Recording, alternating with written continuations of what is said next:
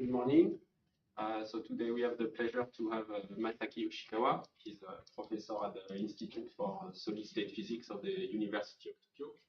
He visited IPhT a few times already, but maybe not. You have spent some time already at IHES now, and you will still be around IHES till the mid-June, if I understand correctly. And so he has worked on lots of topics related to condensed matter, field theory, and conformal field theory. And that's a good example. So thank you, Masaki. Merci. So, yeah, thank you for the nice introduction and also for giving me this opportunity to speak. So, yeah, Masaki Oshikawa. Yeah, as Riva mentioned, I visited here several times in the past, but my past visit were before COVID, so yeah, it's been a while. So, yeah, I'm happy to come back with my own bike. So today, I'd like to talk about measurement-induced entanglement between quantum spin chains, which is based on our recent paper, this one, which is, yeah, we posted this to archive last year, but recently published in Physical Review B in collaboration with Hoshino-san and Ashida-san. Ashida-san is my younger colleague, faculty at the Physics Department, University of Tokyo. And Hoshino-san is actually his student, not my student. But I, yeah, became involved with this project. And actually, he's just a second year grad student, but he's very good. So, and yeah, this work is largely by their contribution, but I contributed from boundary CFT perspective. So I want to discuss this subject. But you might have noticed that the title of the paper is a little bit different from the title of my seminar today, because I'm from condensed matter theory background. Actually, I didn't know this word entanglement swapping before starting this project. So let me first explain what entanglement swapping is. So this figure I just copied from some recent paper. But yeah, basically this explains the concept of entanglement swapping.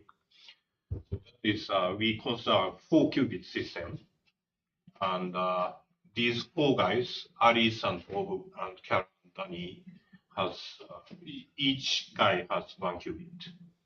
And then in the initial state, the qubit of Alice is maximally entangled with qubit of Bob. So they have maximally entangled pair state. And likewise, the Kara's qubit and Danny's qubit are maximally entangled. So they also share pair. Okay, so this is the initial state.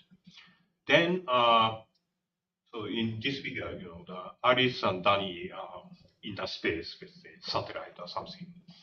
But Bob and Kara are located next to each other.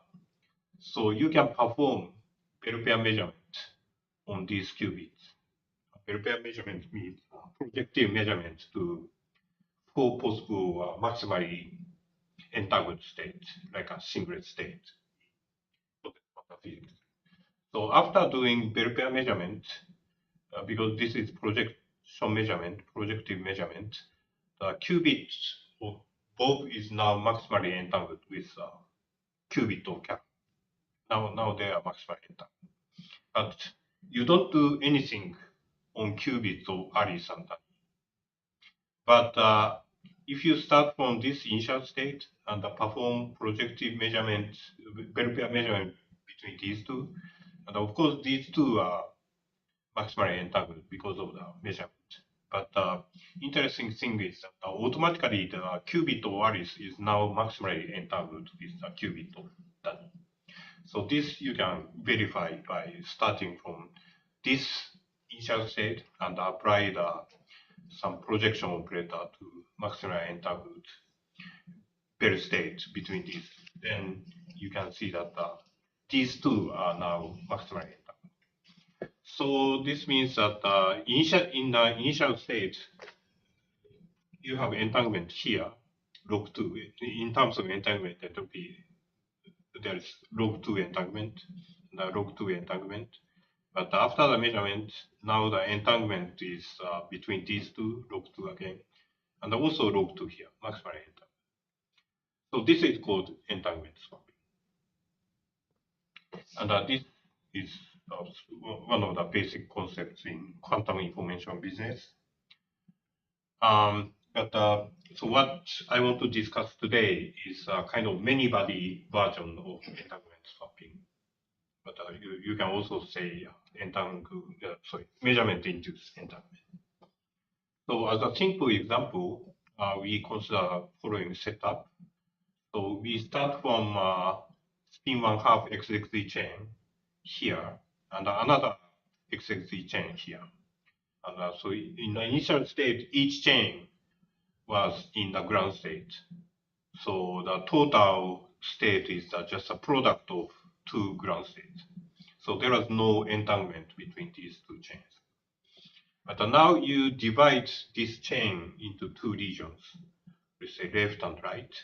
And in the left region, you pick one spin from chain 1 and another spin from chain 2 in the same position, and perform the Bell pair measurement these two spins. So project onto maximally entangled state. And then next spin, you again pick one spin from chain 1 and another spin from chain 2, and then again perform Bell pair measurement between these two. And you repeat this procedure for every pair in this left region. But you don't do anything right region. But again, if you do this, even though you don't do anything on this right region, as a result of this projective measurement, now the region A is entangled with region A prime. So this you can say measurement-induced entanglement, or a many-body version of entanglement swapping, as I explained before. So the goal of my talk is to quantify this entanglement. So how much entanglement we have between this region and this region.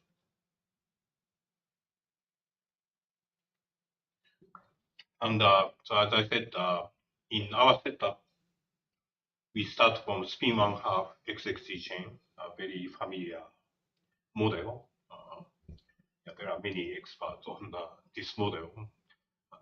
Okay, so this is a simple model, but this can be solved exactly by Bayesian ansatz.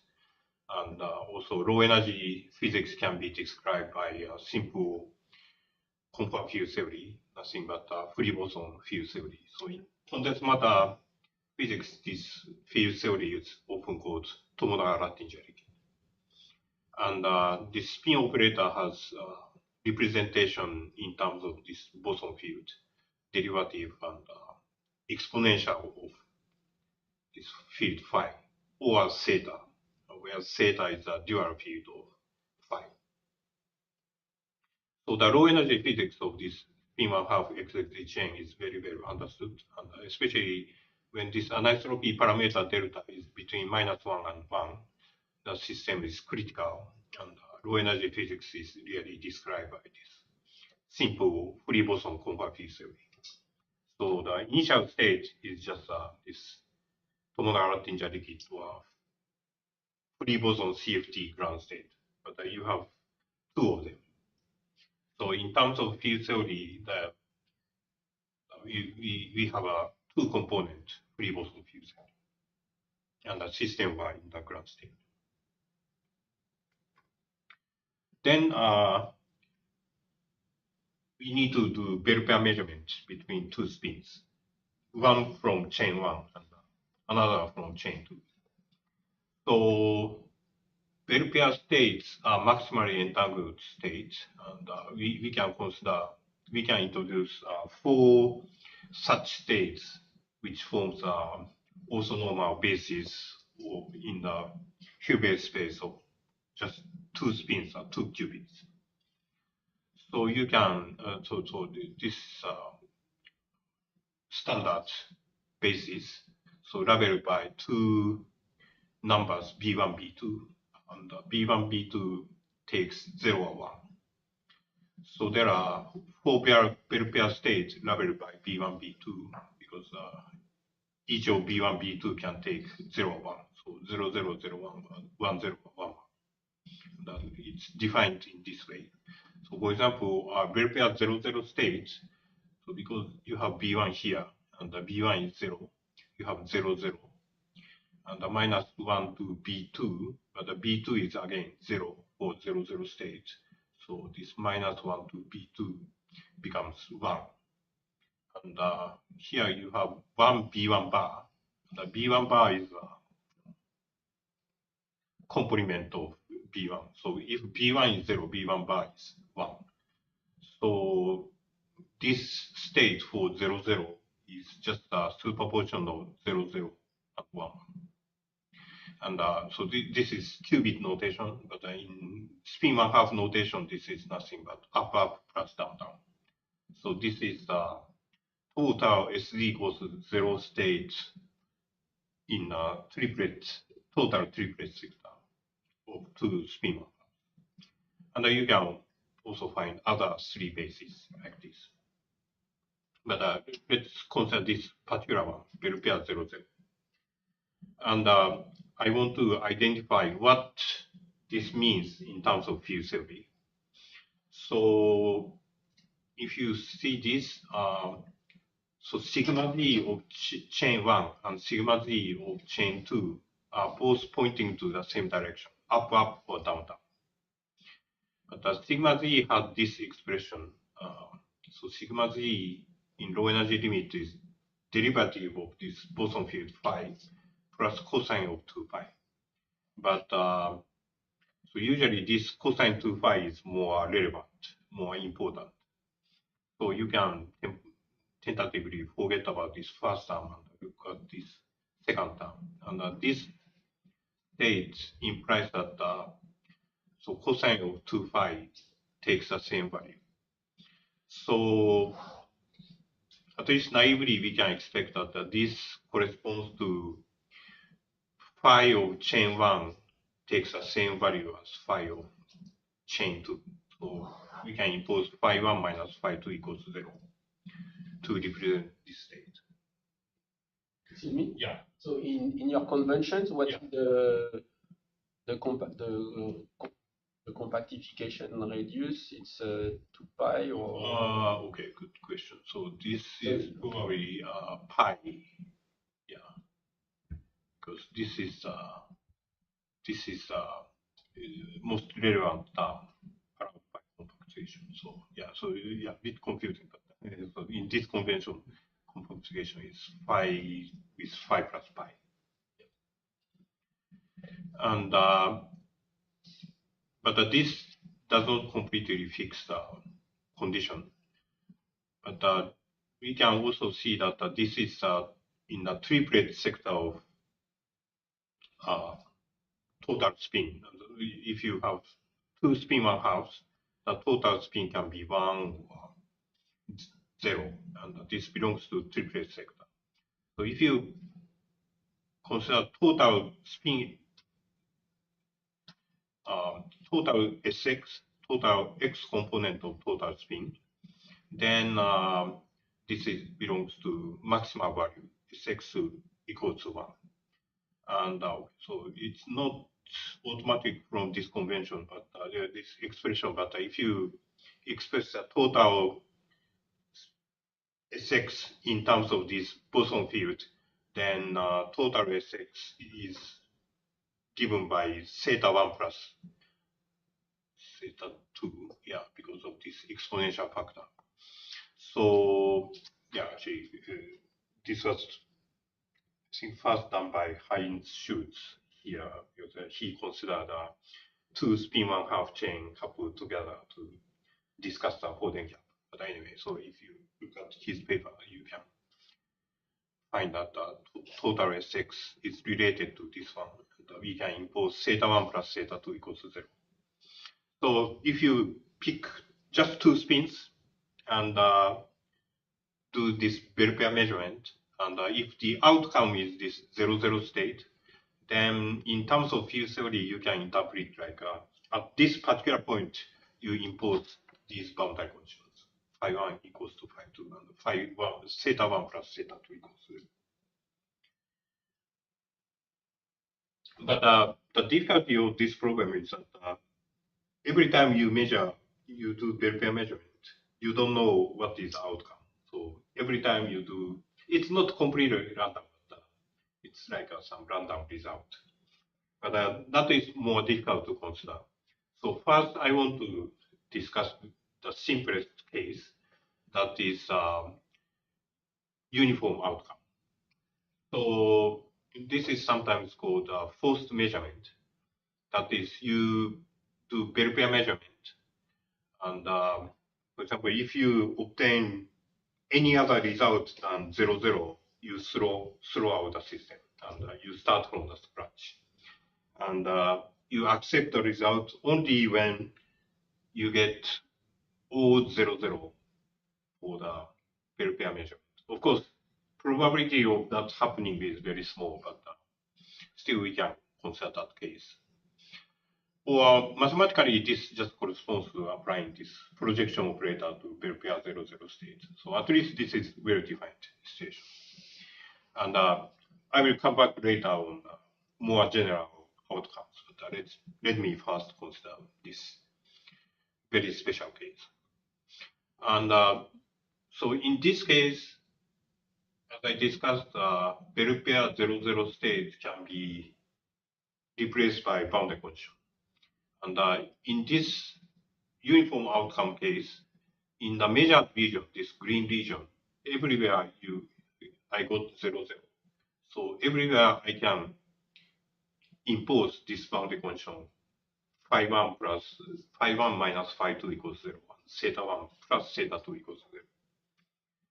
So, and so this can be identified as boundary condition because we started from the ground state of 2 spin 1/2 chain as the initial state. But the ground state in field theory can be regarded as some slice of infinity long cylinder, because you consider first integral in space-time and start from imaginary time minus infinity. If you consider time evolution, then after going through the infinitely long imaginary time evolution, only the ground state survives. So the ground state wave function can be identified as some fluctuation at the time slice. You cut this cylinder, tau equals 0.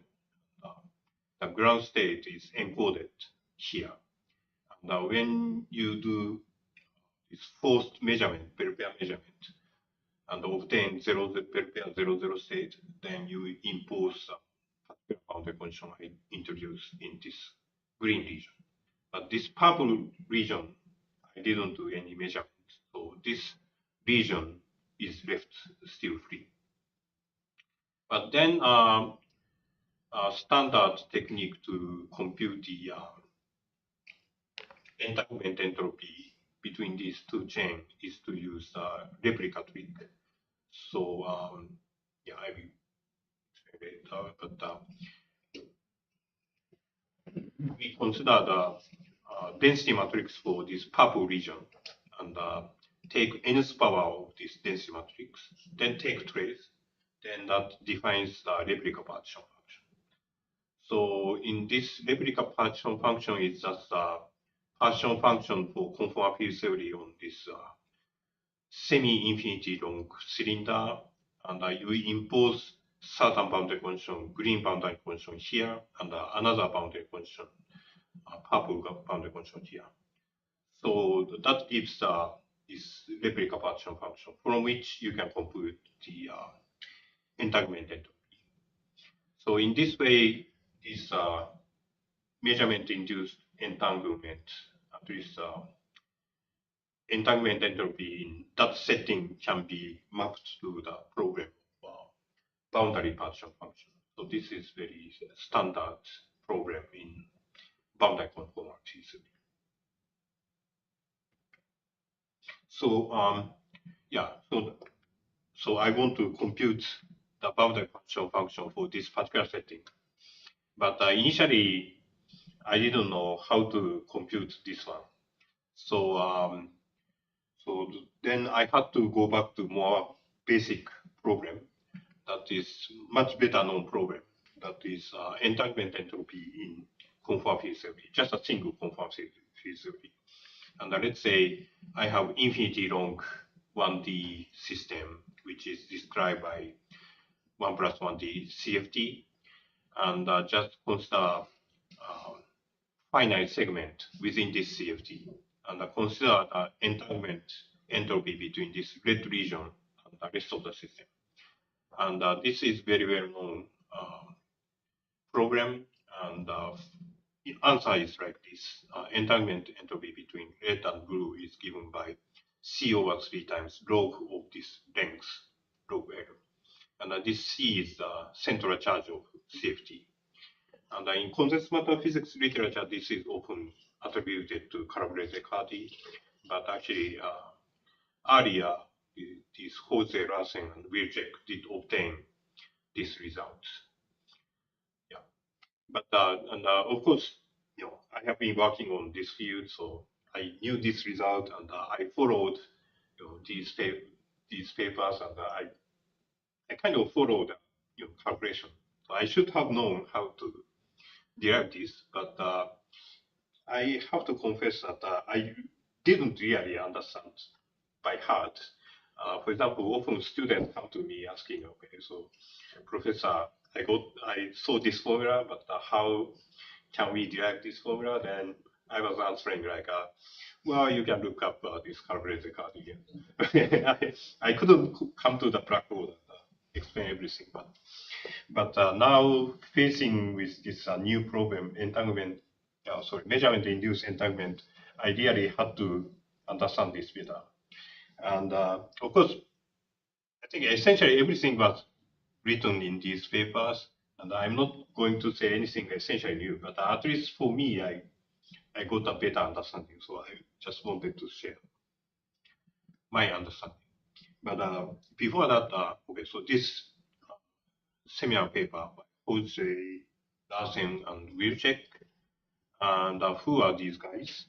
And of course, no explanation is needed for the last author, Frank Wilczek.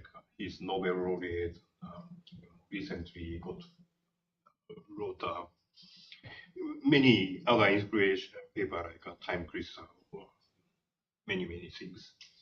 And I honestly I didn't know much about this Finn Larsen, but they are high energy theorists, and he has been working on high energy theory. He's now a professor at the University of Michigan. So yeah, typical successful career path for high energy theorists. But what about the first author, Jose? And I had no idea, but I kind of Googled, and I did find where he is now. Actually, he's a director of some research institute in Berlin, but not for physics. So he's now director of Institute for Cultural Inquiry. Because according to his bio, so he got a PhD in theoretical physics from Princeton under Frank Wilczek. That's when he wrote this paper on entanglement. But after getting PhD in physics, actually he went to Columbia University and studied German literature and got master's degree. And then went to PhD in philosophy or something. So his thesis was on paradoxical pleasures in aesthetics, whatever it means. Then he did a postdoc at Max Planck Institute, but not in complex systems or optics or whatever. So he was a postdoc at Max Planck Institute for the history of science in Berlin. but now he's at this position. So yeah, he has very interesting career path, I have to say. Yeah, yeah, but he's apparently still proud about his physics background. So he claims his specialty is physics and German literature. Anyway, so so to derive this famous result, again we use this replica trick. So the first we consider the reduced density matrix. So this psi zero is the ground state of CFT, and take a trace over, let's say, red region A bar, then sorry, blue region A bar, and then you get the reduced density matrix for the system, subsystem rho A. Then maybe I don't need to. I I take the nth power of this rho A and take trace, and then this gives a Renyi entanglement entropy, and so maybe don't need rho. Then from Renyi entropy and taking n goes to one limit, we can obtain von Neumann entanglement entropy. Although yeah, this limit is kind of subtle. So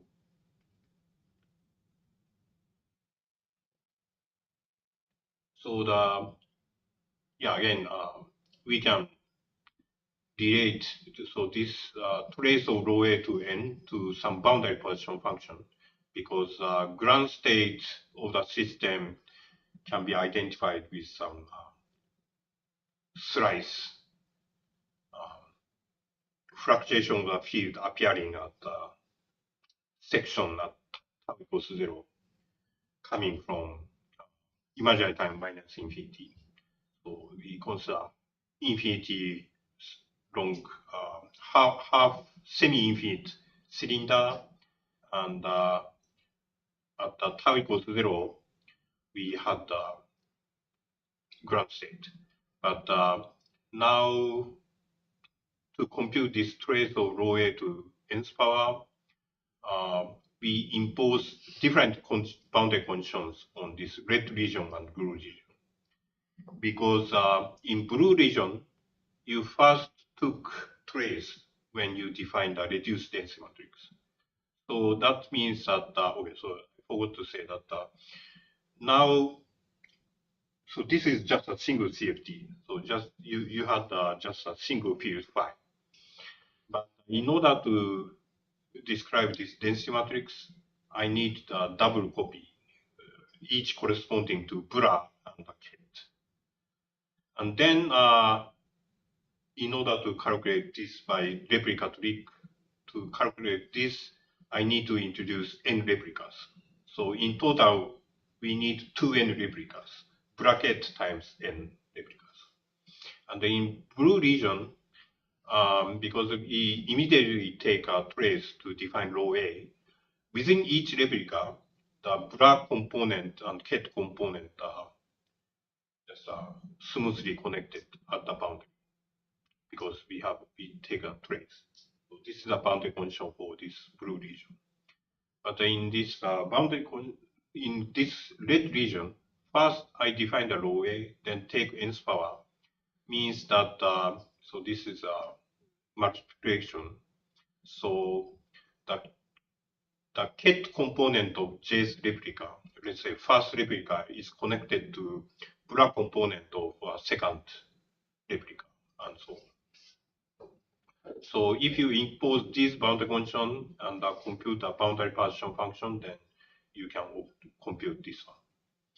Then in terms of CFT, you have this red boundary condition and blue boundary condition. So between these different boundary conditions, we can identify one boundary condition change operator. So this partition function can be interpreted as a two-point correlation functions, or two-point correlation function of boundary condition change operator. And since this is CFT, generally this correlation function should behave like a 1 over distance to the some power and this power is twice the scaling dimension of this boundary condition changing operator. So once you know the scaling dimension of this boundary condition changing operator, then you can obtain this, and from this you can compute the entanglement entropy. So how to compute this scaling dimension? So there is a general procedure, because initially we had this kind of compression, but you can always do conformal mapping and send this one to plus infinity, let's say, and send the other boundary condition changing operator to minus infinity. Then you can map this half plane to strip like this. So now you don't see boundary condition changing operator, but you can interpret one of them is at positive infinity, and the other one is at negative infinity. Then boundary function can be mapped to this kind of partial function of the strip, conformal field theory on the strip with two different boundary conditions on each end. Then this scaling dimension of boundary condition changing operator can be related to the energy difference. So this is space-time, but if you consider time evolution in this vertical direction, then this is related to the Hamiltonian, which generates the time evolution in vertical direction. Then for that Hamiltonian, you can define the ground state energy. So if you obtain the ground state energy for the combination of these different boundary conditions on each side, E0, alpha, alpha bar, and subtract the difference, that is the ground state with two identical boundary conditions on both sides. Then if you subtract these two ground state energy, then this is proportional to the boundary scaling dimension of this boundary condition change. So this is a very general formula in boundary CFT.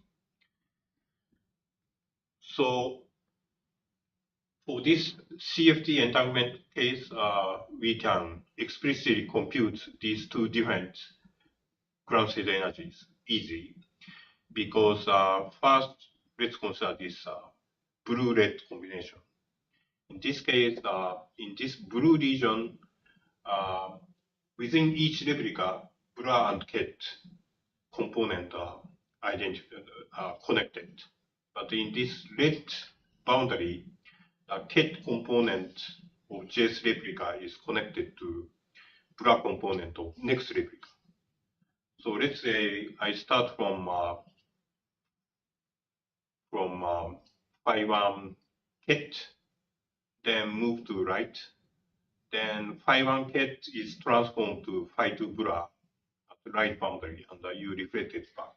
So now you are phi 2 bra.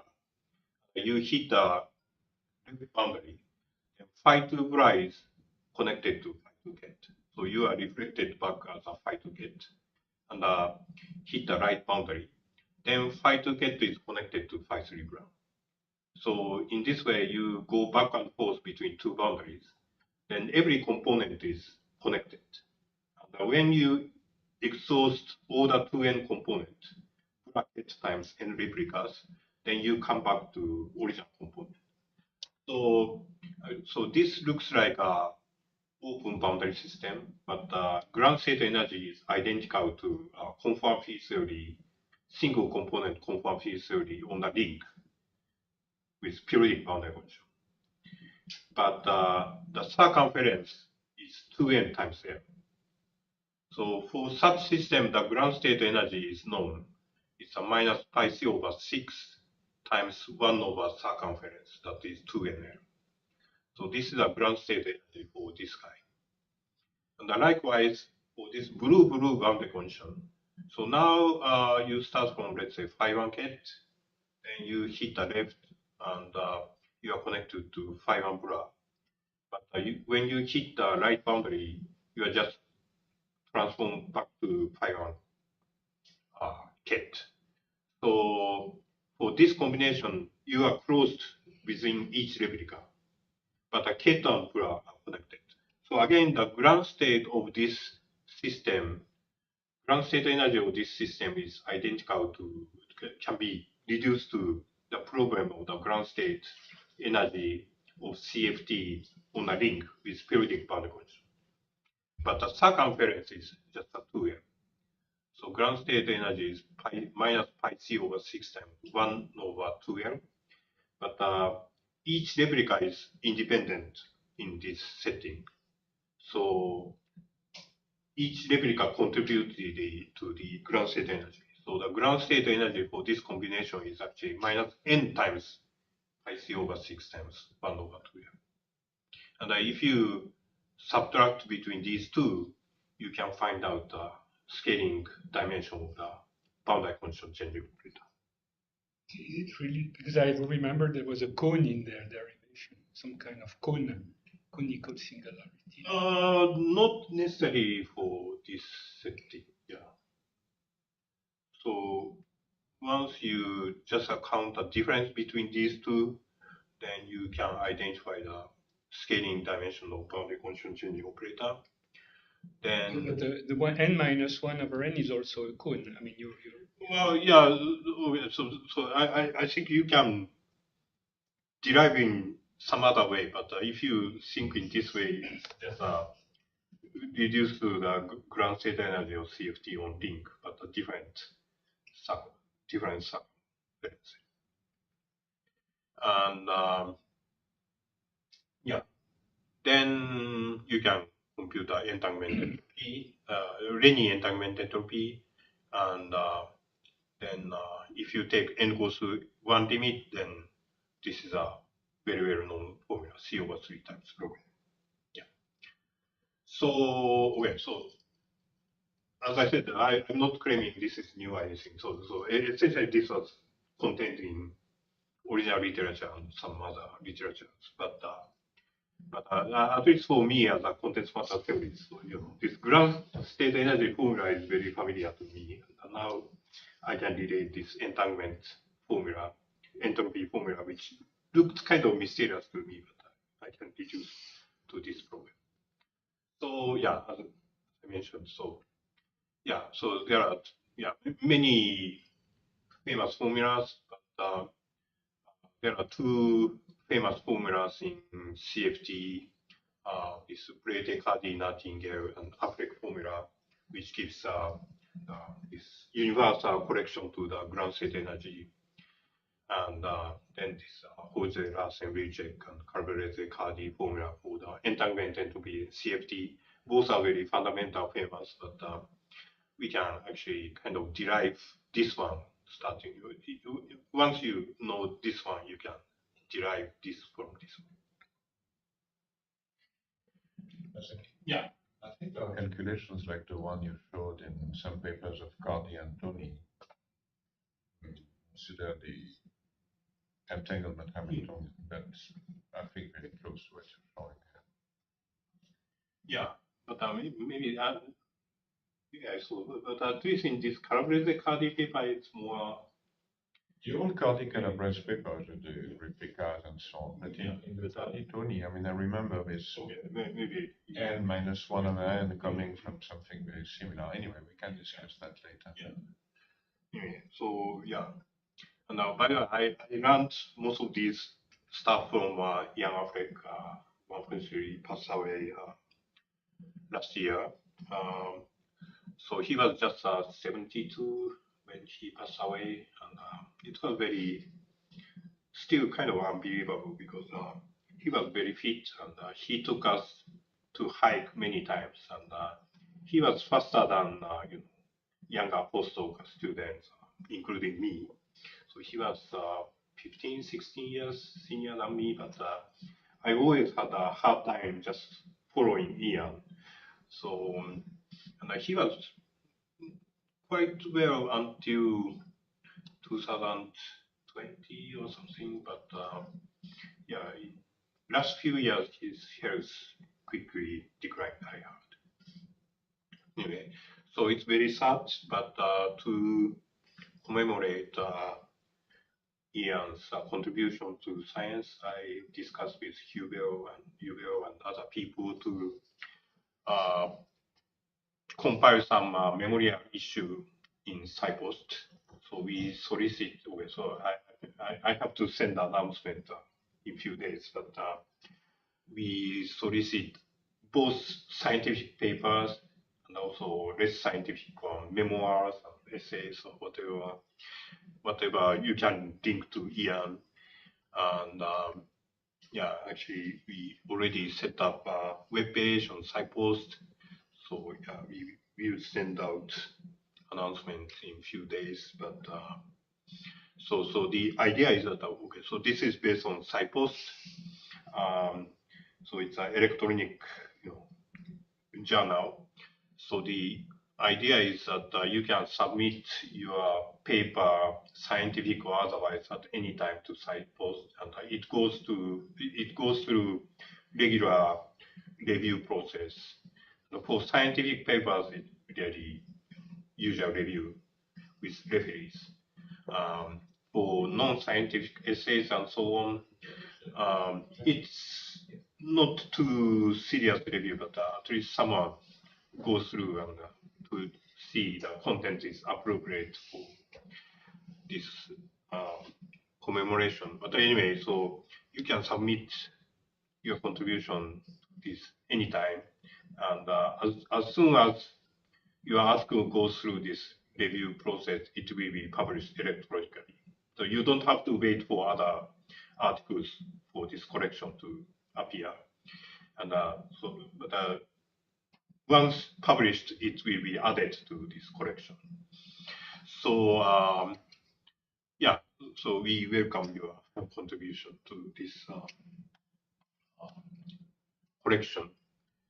And yeah, so among editors, myself and Yubel, and also Jean-Sebastian Ho, who is behind this entire SciPost business. Anyway, so now let me go back to this original problem, forced uniform outcome. But now once I understand this entanglement entropy in CFT better, then it was kind of easy to calculate this one too.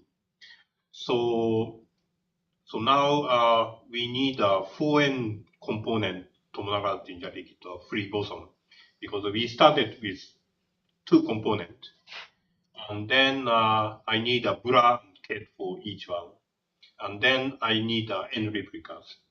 So in total, we have a 4n component free boson field theory. Can you remind me what is the subsystem?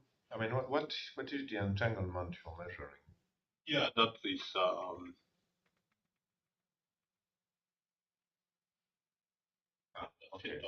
set up with this. So yeah, sorry, yeah. So initially, I had 2 XXD chain, 2 free boson CFT, and in one region, I do pair measurement, which I can replace with imposing certain boundary condition.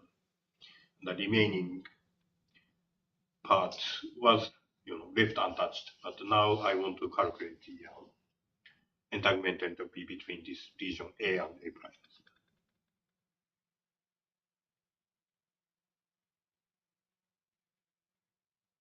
Okay. Then so this problem is mapped to 2 boundary partial function with 2 different boundary conditions. So in this measured region, I assume every time you get 0, 0, pair 0, 0 state, then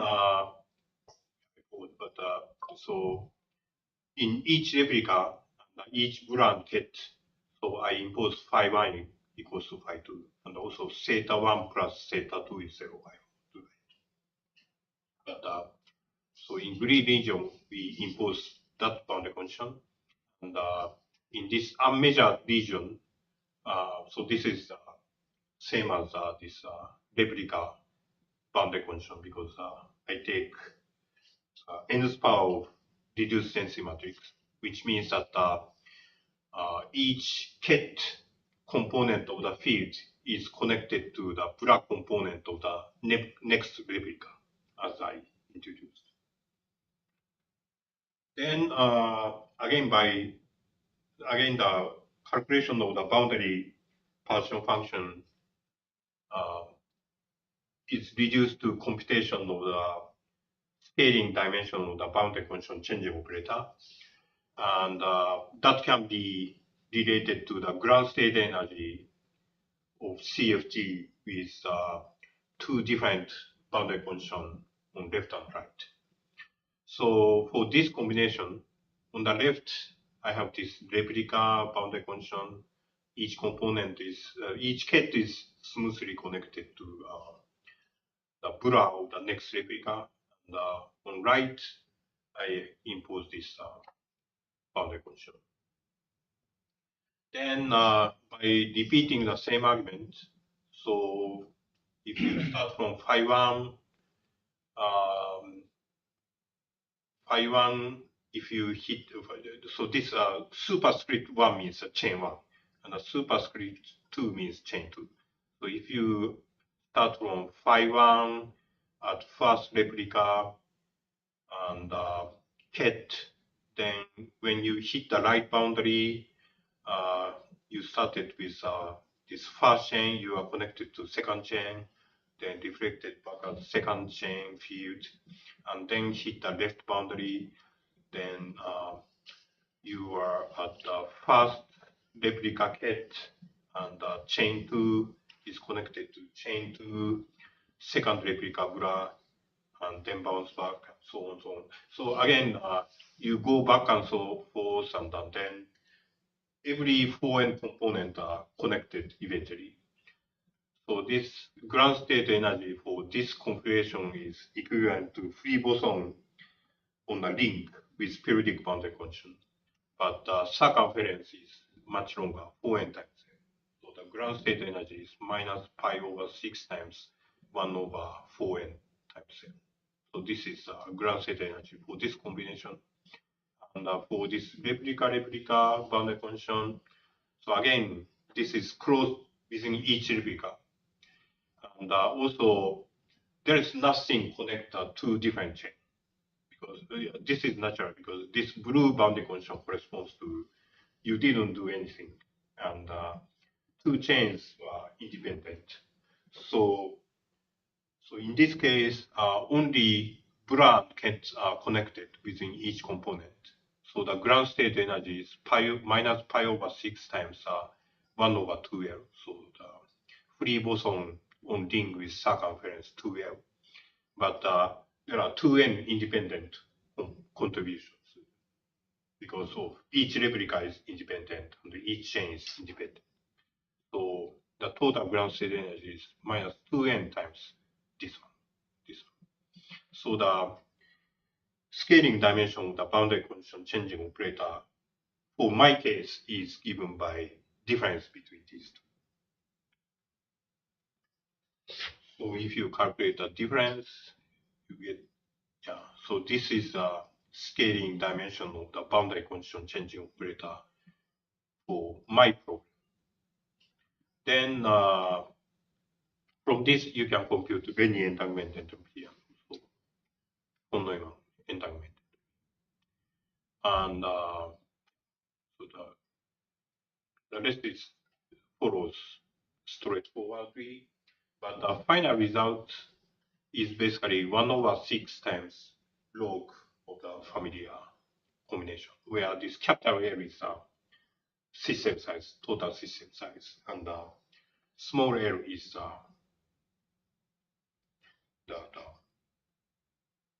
length of the unmeasured region. So, okay, so this is the final result. So this looks very simple, and indeed, this looks very similar to the standard entanglement entropy in CFT. But interesting thing is that, so this, as I said, this is a many-body version of entanglement swapping. So the originally, the unmeasured region of the chain was entangled with left. So originally, I had two independent exclusivity chain, and I just split this to left region and right region, and did the very measure. Then, as a result, now this part and this part are entangled. But of course, this is not like a entanglement appeared from nothing, because in the initial state, this right region was entangled with left region. And now you force an entanglement between left region, then these guys have to be entangled with other things. So this is a many body version of entanglement. But the interesting point is that in the initial stage, the right region was entangled with left region, but the entanglement entropy was the standard Jose-Larsen-Wilczek entropy that was. So for free boson, central charge is 1. So it was 1/3 times log. So if this very small. But after the measurement, the induced entanglement is 1 over plus some non-universal constant. But this log term, the coefficient is actually reduced by half. So in some sense, only half of the original entanglement survives. And I'm not specialist on quantum information, but what I think is reasonable, and I asked some. I also asked some quantum information people, and they told me that it is a case is that there's a general relation between this original entanglement and swapped entanglement. And the swapped entanglement is equal or less than the original entanglement, because you cannot really generate a new entanglement in this procedure. But in the simplest 4-qubit example I explained at the beginning, the swapped entanglement was kind of perfect.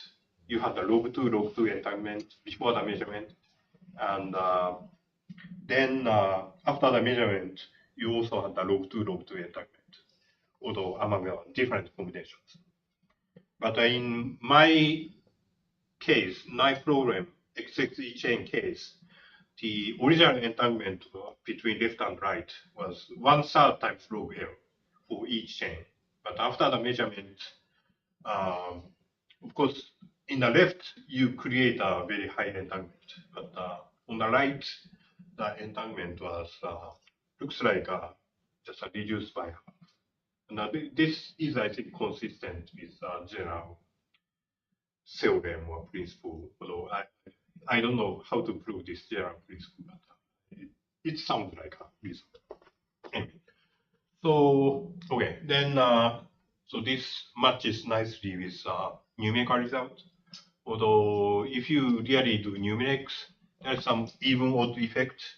That is when this subsystem size changes, there's some oscillation between even length and odd length, which I don't fully understand yet. But anyway, the overall behavior seems to agree very well with CFT prediction. It's constant times log, and the numerical estimate for this coefficient is like 0.165 to 0.170, which matches well with CFT prediction 1.6. And yeah, also Renyi independence of Renyi entropy is also consistent with CFT prediction. But yeah, finally I have to come back to the original problem. That is, as I mentioned, in CFT so far I can only calculate a very special case of uniform outcome every time you get 0, 0. But in reality, what is more probable is that you have 0, 0 here, 0, 1 here, 1 here, 0, 0 again, some random-ish pattern of outcomes. So for which, okay, so we have some partial results, but I don't have a general solution. So one way to dealing with this kind of situation is to consider the multi-point correlation function of many boundary condition changing operator, but I don't know how to calculate yet. But anyway, my collaborator Hoshino-san did a numerical simulation of general outcome. So for every outcome, you can compute an entanglement. Then you can take an average over all the possible outcome with probability. Then, kind of interestingly, even after taking the average for general outcome, the result looks very similar, at least numerically. It's like 0.17 times this log. And 0.17 is pretty close to 1/6. So I don't know yet if this is exactly the same 1/6 or different, but close, numerically close. But at least numerically it seems to be close. And also, yeah, we also try to study Ising, but yeah, so you might think if you can deal with XXC chain, Ising chain, the critical Ising chain should be easier, but it's not always the case, as Gregor knows well. So even if you consider simple Ising, if you consider entanglement entropy, you need to introduce replicas, then you need to impose a boundary condition on many Ising models connected at the boundary, which is kind of complicated problem. And also, for this Ising case, result seems to depend strongly on the outcome. Of course, this is very anisotropic, so 0, bell pair state and 0, 1 bell pair state gives you very different result. And for 0, maybe it's still CFT-like, but for 0, 1, it doesn't look like a CFT. But okay. So we have some partial result, but we don't fully understand this. So okay, so to summarize, so we discussed a measurement-induced entanglement or many-body version of entanglement sparking in the case of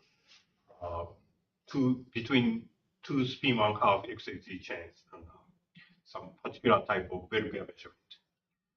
And then the universal part of the induced entanglement entropy can be derived from boundary safety, especially by the calculation of the scaling dimension boundary condition change operator, which is actually in parallel to the calculation of the very famous Jose-Russell-Wilczek formula. If you can identify this to the ground state energy of the compact field theory on a link.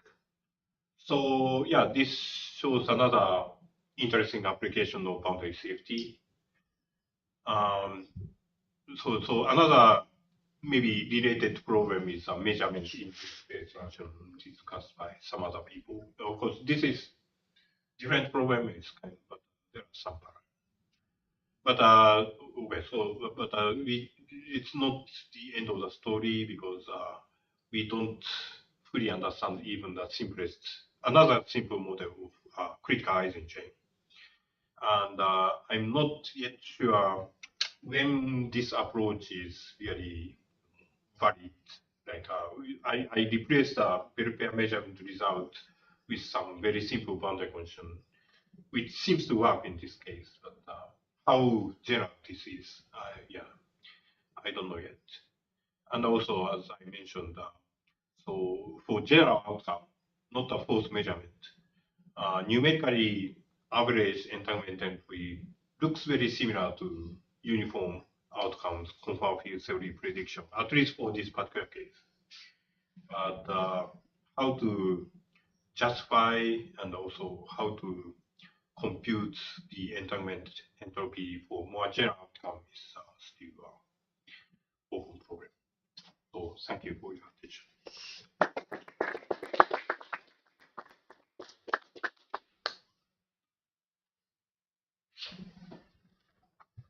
So if you think of the point of the x-axis spin chain, where it's the square of an Ising model, then I suppose your Bell states for this XX case becomes something weird for the Ising model, or because otherwise it should work, right? Well, yeah, again, so Ising square is not exactly existing. I know. Yeah.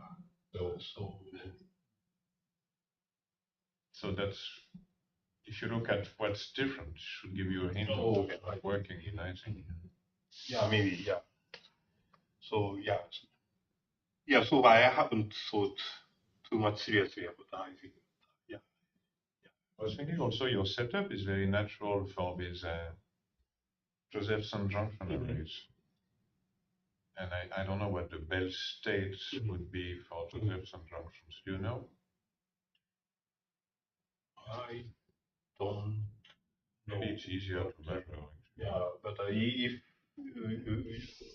you try to realize qubit from this Josephson junction, then we should be able to create a very pair state. So maybe, yeah, maybe experimentally, yeah, closer to reality than spin changes. It could be that measurement leads to a non-conformal boundary condition. We know some of these, right? It could be scale invariant, but not conformal. That's also a possibility.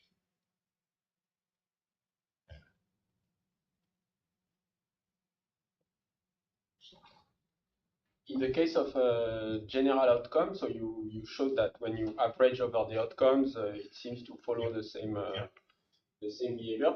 Do you have some numerical indications about what happens if you don't average? You just take a large system and a generic outcome. Is there some hope that it also gives the same thing, or is the average really needed?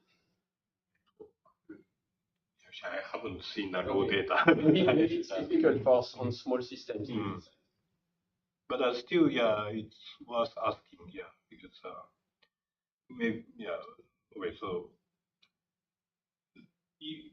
I don't think it is the case, but if for any outcome the result is the same, then of course the average should give the same result.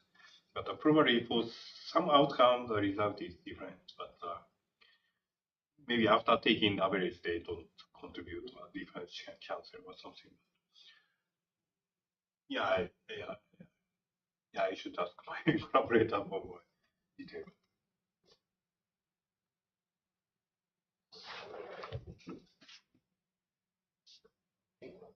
So thank you very much.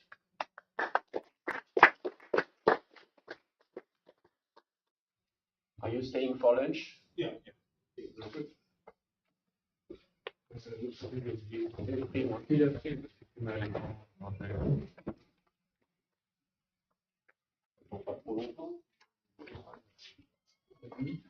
Non, Non, c'est tout, mais si vous voulez y aller maintenant, midi et demi, pardon. midi et demi. In about 30 minutes. Ah oui, je connais ce que tu dis. C'est toi qui nous l'as mentionné en fait. Ah oui. Et en fait, ça, il demande. Il demande pour faire la charge centrale de 2. Donc,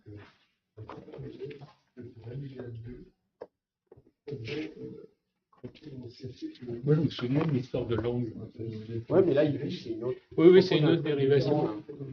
Non, parce que cet angle, je l'ai appris dans Wilczek, alors. Oui, mais moi, moi, j'avais regardé Wilczek parce que tu m'avais dit. Après, tu as plus de l'angle, c'est énergie du cône. Oui, c'est ça. Mais c'est différent, c'est sûr, mais